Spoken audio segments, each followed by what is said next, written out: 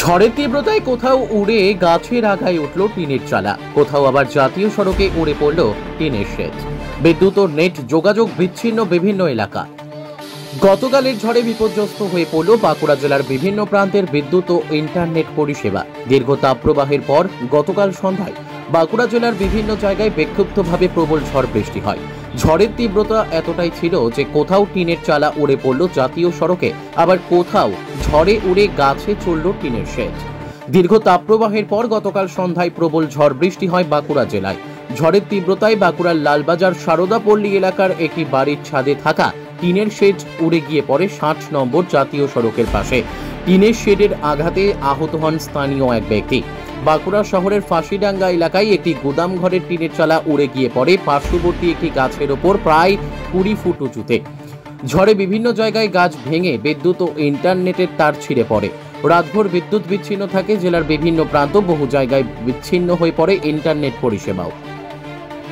বাঁকুড়া থেকে সুচিন্ত গোস্বামীর report, F news Bangla. গতকাল আচমকা ঝড়ে সন্ধ্যে 5:30 6টা নাগাদ ওই দুর্গাপোদ্দারের যে কুচকুচে স্থিত বাড়িতে রয়েছে, তার বাড়ির চালাটি সম্পূর্ণ উড়ে গিয়ে পাশের গোডাউনের যে আমাদের উমাদত রামকৃষ্ণের যে ফাঁকা জায়গা, সেখানে আম গাছের উপর আটকে পড়ে। এবং সেটা কালকে আমরা ডিজাস্টার ম্যানেজমেন্টকে খবর দিই, এবং খবর দেওয়ার পর সিভিল ডিফেন্সের ছেলেরা এসে এবং পুলিশ অফিসাররাও আসেন, এসে দেখে গিয়েছিলেন। কিন্তু কালকে লোডশেডিং থাকার কারণে এবং রাত্রি হয়ে যাওয়াতে এই কাজটি করা হয়নি। কিন্তু গতকাল রাত্রে আরও 2টি গাছ কাটা হয়েছে, যেটা আমাদের ফাঁসিডাঙ্গার মোড়ে আছে, সেই গাছটি কাটা হয়েছিল। এবং আমার ওয়ার্ডের ভিতরে একজন গণেশ মালাকারের বাড়ির চাল ঢুকে গিয়েছিল, একটি পাশের বাড়ির অর্জুন গাছের ডাল ভেঙে সেই গাছটিও কাটা হয়েছিল।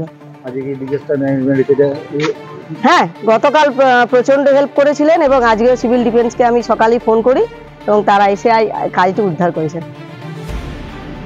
কালকে বৈকালবেলায় ঝড় যেটা দেখা দিয়েছে আমাদের বাঁকুড়া শহরের উপর দিয়ে, সেই ঝড়ের দাপটটা এতই তীব্র ছিল যে আমরা 4 জন, আমার পরিবারের 4 জন আমরা বসে এলাম বাড়িতে ভিতরে, দেখছি হঠাৎ শেডটা উড়ে গেল।